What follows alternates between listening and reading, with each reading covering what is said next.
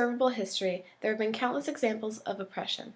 Hitler, Stalin, Kim Jong-il, Lenin, Brezhnev, Ho Chi Minh, Mao Zedong. All of these leaders have something in common.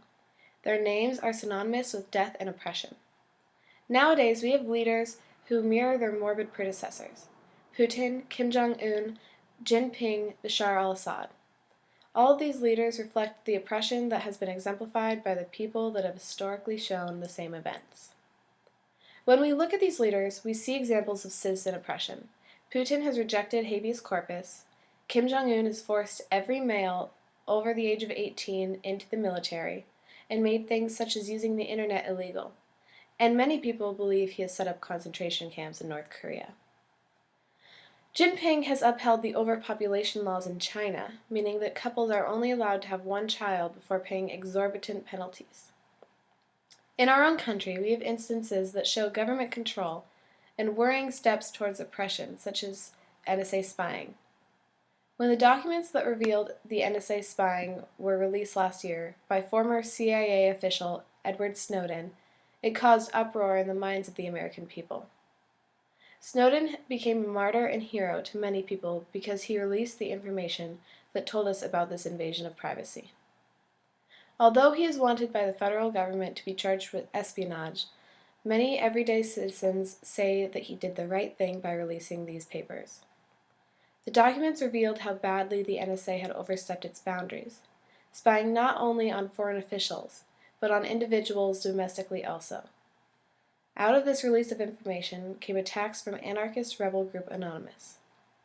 Anonymous describes themselves as an internet gathering with a very loose and decentralized command structure that operates on ideas rather than directives. They identify themselves by wearing masks resembling that of Guy Fawkes from V for Vendetta, and they commonly use the catchphrase, "We are anonymous, we are legion. We do not forgive, we do not forget. Expect us." Anonymous has been fighting groups that they deem unfair, repressive, or censoring since 2003. And at the time that the NSA documents were released, they had already been fighting against the internet censorship bills SOPA, PIPA, and ACTA. These bills attempted to prevent American citizens from accessing certain websites deemed damaging by the federal government. And these laws would restrict freedom of speech and would step on our rights as Americans. This only added fuel to the fire, and after taking down the Department of Justice's website in January of 2012 to retaliate against the internet censorship, they knew they would be able to do the same to the NSA, disabling their website in October of 2013. Anonymous attacked the NSA on grounds that the spying that they were doing was against the right to privacy decision of Roe v. Wade in 1973.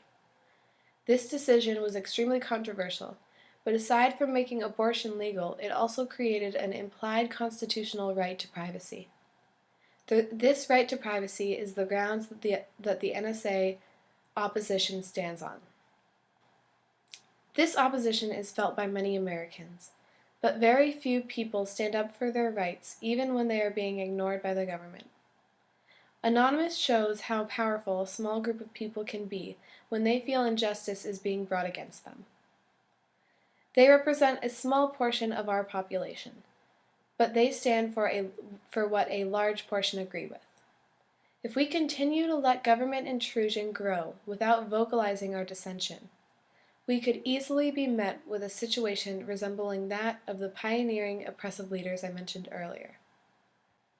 It isn't a cliché to say that history repeats itself.